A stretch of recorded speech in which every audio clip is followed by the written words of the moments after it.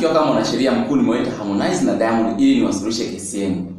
Tukianza na Harmonize, ni lini ulianza kumuona Diamond? Nilianza kumuona mapema enzi za mabanda ya sinema. Aise, ni miaka mingi imepita. Na unakumbuka kipindi hicho Diamond alikuwa gani rafiki na wema? Alikuwa sio rafiki tu, pia alikuwa ni mchumba wake. Na vipi sasa tulizo kuhusu kumpita kimuziki?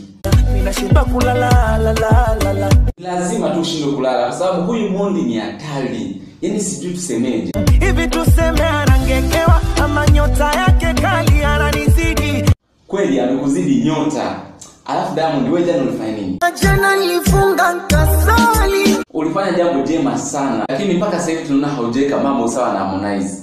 Ulishindwa hata kumpigia hiyo jana mkaongea naye? Harmonize kimpigia ananifokea kama salamu. Anakufokea sababu anaona ulisema maneno ambayo yalimkera. Jishushe muombe msamaha. Siwezi jaribu. Ngoja nipigie simu Levan nione anasemaje. Hello Levan. Vipi unavyoona mtandaoni bosi wako haelewani na Konde Boy, unajisikiaje? Mawazo yananikolea. Lakini hivi hapo Wasafi mna amani kweli? Au unamogopa Konde Boy anaweza kaingia muda wote akatembeza kipigo hapo? Nina bunduki na watalindo. Haya kwa kumbe Diamond kwenye kushindana na hao Konde Gang. Unazungumzaje huo ushindani? Watu wanajisumbua.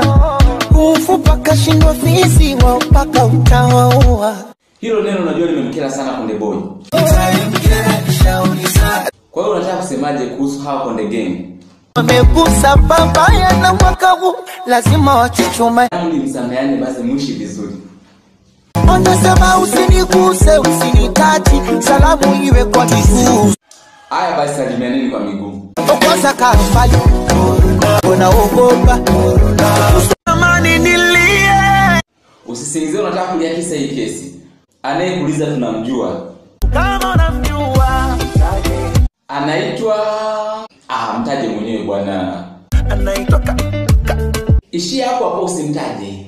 Anko Duke naye anamjua. Sara Boy na Chengo anamjua. Sisi tunamjua, wewe si nyamazi.